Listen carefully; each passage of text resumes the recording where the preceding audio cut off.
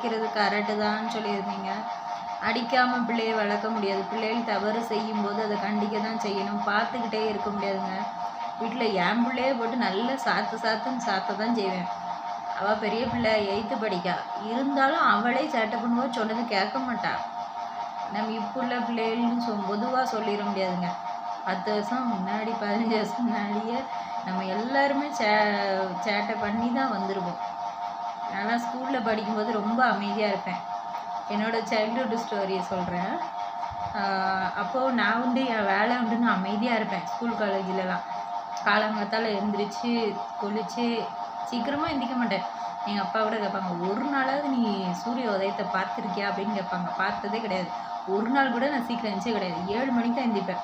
அவசர அவசரமாக எந்திரிச்சு பல்ல தேய்ச்சி குளித்து அதுக்கப்புறம் அவசர அவசரமாக கிளம்புவேன். அப்புறம் சாப்பாடு வச்சுருப்பாங்க. சாப்பாடு டிஃபன் பாக்ஸில் எடுத்து வச்சுப்பாங்க. எடுத்து வச்சுட்டு சாப்பிட்டுட்டு அதுக்கப்புறம் என்னோடய ட்ரெஸ்ஸு துவைச்சி போடுறது கூட எங்கள் அம்மா தான் துவைச்சி போடுவாங்க. அதுவும் இல்லாமல் சாப்பாடு பார்த்திங்கன்னா எப்போதும் இந்த தயிர் சோறு தக்காளி சோறு வெரைட்டி ரைஸ் மாதிரி. வத்தல் எனக்கு ரொம்ப பிடிக்கும். மோர் மிளகா வத்தல்லாம் சாப்பிடுவேன்.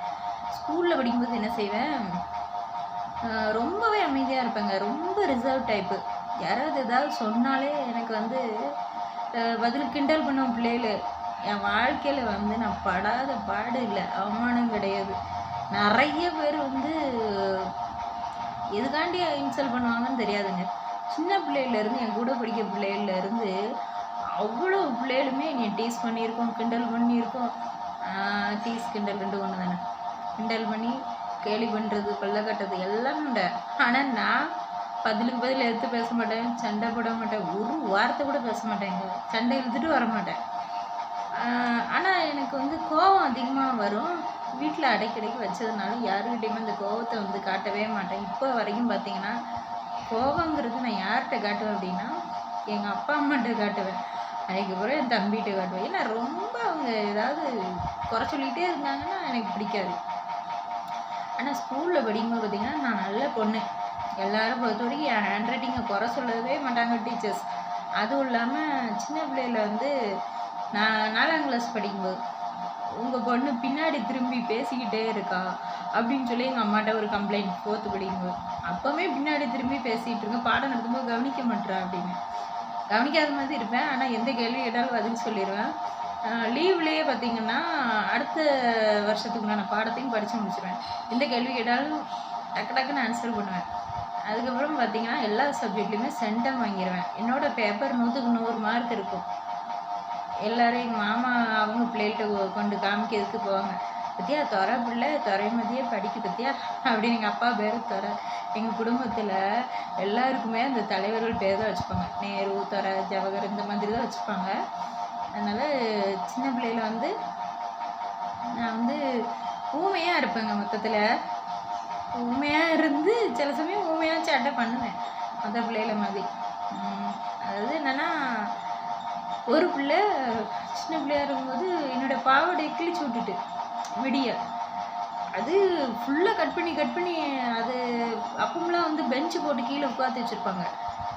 சின்ன பிள்ளைலாம் கீழே தரையில் தான் உட்காரணும்.